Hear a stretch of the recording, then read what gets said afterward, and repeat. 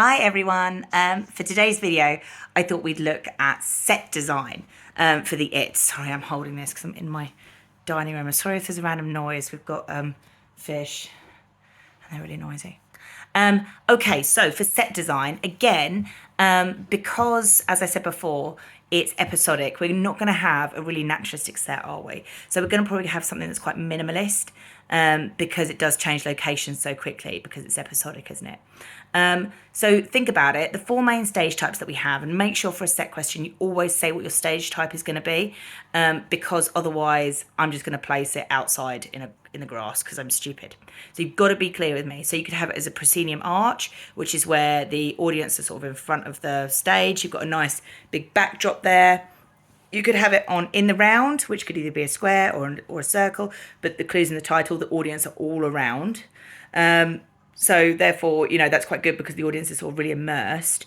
You could have like a cyclorama going all the way behind the audience's heads. It's like 2 meters high. It could look really cool. But you can't have any massive set pieces really because it would maybe block the audience's sight lines, wouldn't it? You could have a thrust stage, which is kind of the best of both worlds really, because you've got the audience on three sides there and you've got a big backdrop at the back where you can maybe have like a massive thing of the It or something. But you could still have sort of some more intimate moments at the front of the thrust maybe.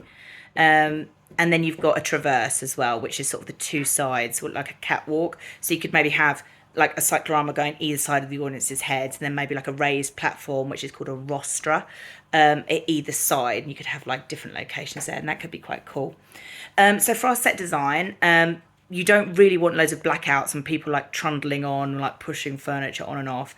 Imagine you've got a massive budget. You can have stuff pop up through trapdoors. So the answer that I gave and put on to OneNote has got mention of trapdoors on it. So stuff that pops up and then pulls down again.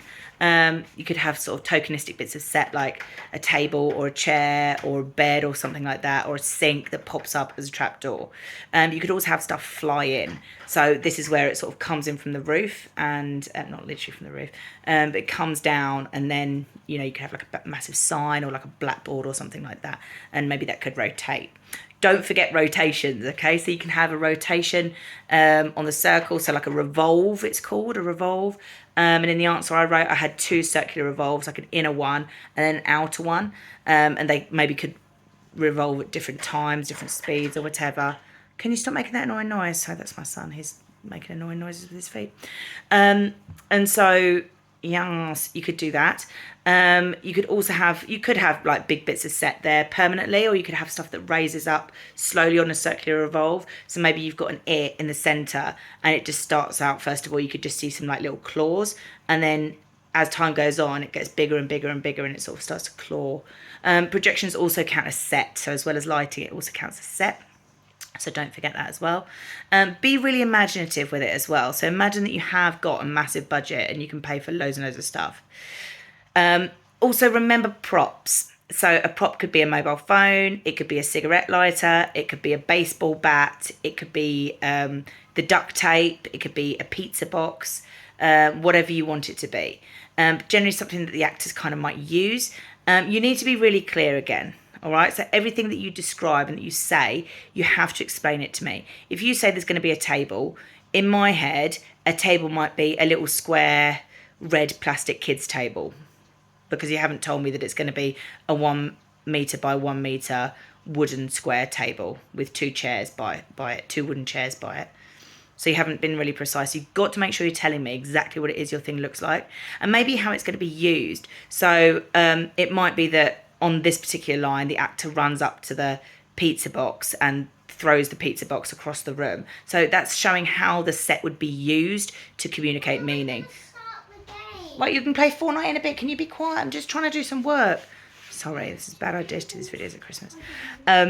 But yeah, you're trying to basically explain how the actors would use the set as well, and how the set is used to communicate meaning. So it might be that someone comes along, it's all Grace maybe or something, and during the entire play, she's like graffitiing the It all over the floor. So the floor cloth starts off as totally neutral, totally like white or grey or whatever. And then as time goes by, she starts to draw it with like a massive graffiti can. And so by the time the ending comes, that's a really great idea, actually. It's literally just come to me. You could have like this massive graffitied monstrous it on the floor, you know, towards the end or something. And again, that's showing how she's using the set to communicate meaning. So again, for those extra marks. So think about the line and how will the set be used. So don't focus on the acting. That's not what it's asking. How is the set used and how is the set communicating meaning? And again, be really super clear. Okay, great. Bye.